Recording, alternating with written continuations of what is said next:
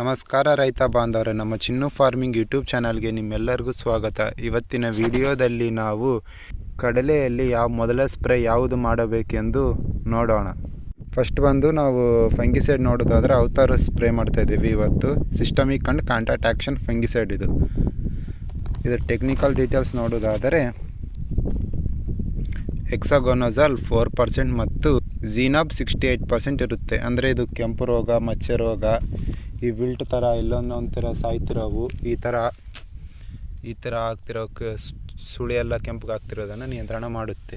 ಅದರಲ್ಲಿ ನಾವು ಹುಳಕ್ಕೆಂದು ಧನುಕಾ ಕಂಪನಿಯ ಇಮಾಮೆಕ್ಟಮ್ ಬೆಂಜೈಡ್ ಸ್ಪ್ರೇ ಮಾಡ್ತಾಯಿದ್ದೀವಿ. ಹಸಿರು ಹುಳ, ಏನು ಥರ ಹುಳ ಇದ್ದರೂ ಕೂಡ ಇದು ಸಾಯುತ್ತೆ.